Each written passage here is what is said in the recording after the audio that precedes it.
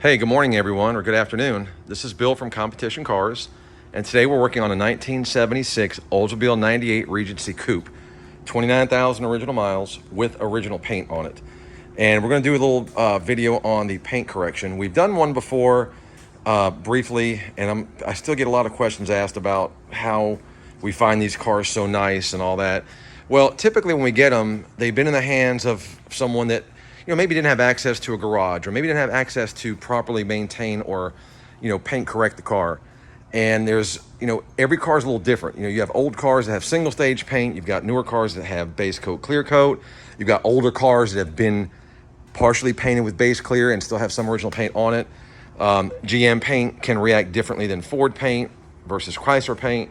So there's no exact process aside from what I'm going to kind of go. Well, there is an exact process, but there's some different products that react differently. So it's not a one-step situation for every car. So if you want to look, I've done the driver's side, and I've got my dent guy going. That dent right there is bugging me. There's a dent right in the hood, and my paintless dent guy is coming tomorrow. So we've paint corrected this side.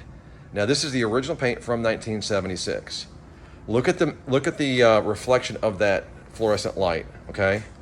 Then you go to this side, which we haven't paint corrected. It's just distorted and hazy and scratchy. And it's not that the car was not taken care of, but it probably went through some automatic car washes, exposed to the elements and things of that nature. So I've just brought it back, and I'm going to kind of go over the products that we used. There's a couple steps that are the absolute same on every single car. So I've got here kind of spread out on my little workbench.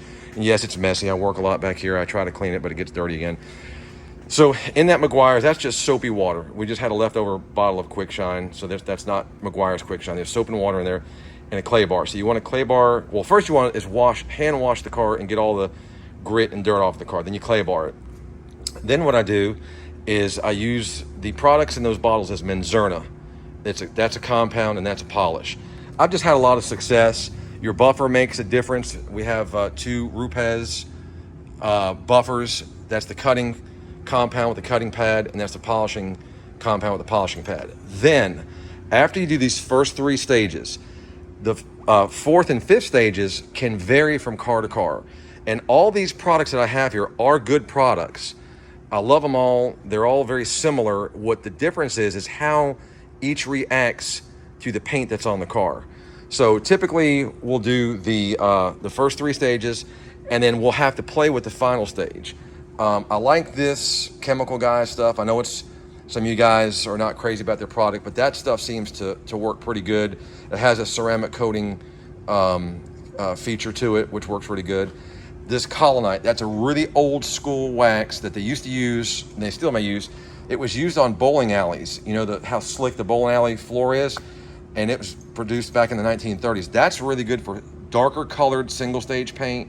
Then we got the tried and true Chadwick's products, Colonite, or I'm sorry, the Graphene, and this product is also by Chadwick's. This is a product that a local buddy of mine makes. I like it a lot. It's really good, especially for final quick waxes and things of that nature. So you have to play with that final stage to see what works best. And for us, it's the amount of resistance that it takes to get to the final product. So some paints, the Colonite is harder to take off. It's more aggravating, and vice versa with the Hydro Slick.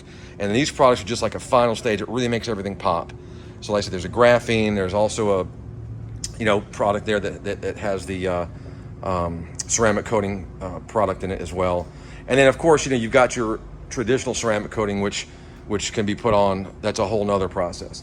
But just look at the paint. Look at the difference. It takes a lot of time. This is a 20-foot car. I've been working on this one side of the hood. And I didn't even finish I did the first three stages basically. So we're not even done yet. I got about, hour or so just in this half by myself. Now, you figure, you got an hour, 1, 2, 3, 4, 5, 6. I'll have 8 to 10 hours just doing the paint correction on the car. And then we do our engine bay restorations. We do our undercarriage restorations, and the interiors. Those don't typically need much, but that's kind of how the process works. It's time consuming, but man, the payoff is just, the reward is definitely worth it. I just love the way these cars look.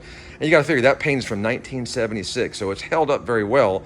And then now that I put my, the products on there and they're protected and and all. You just keep it spray waxed after you hand wash it. Don't go through any more automatic car washes, and that's kind of what you get. And I'm preparing this car for Bring a Trailer. It will be ready in probably, I don't know, 2 or 3 weeks.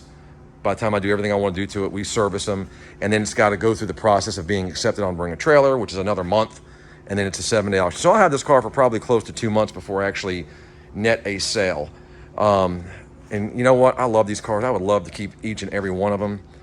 This one I actually bought from a buddy of mine. This is the third car that I've owned that came from him. I've got a 70 Tornado GT that came from him. I've got a 73 Olds 98 that I bought and sold that came from Tom, and then this 76. And he has a few more cars, so I suspect I'll be buying those at some point too. So thumbs up to Tom, made a good contact, great guy. And that's kind of how the process works. So hope you enjoyed the video. Again, that dent bugs the crap out of me. It'll be gone tomorrow. So I try to make these cars as new as possible, as nice as possible.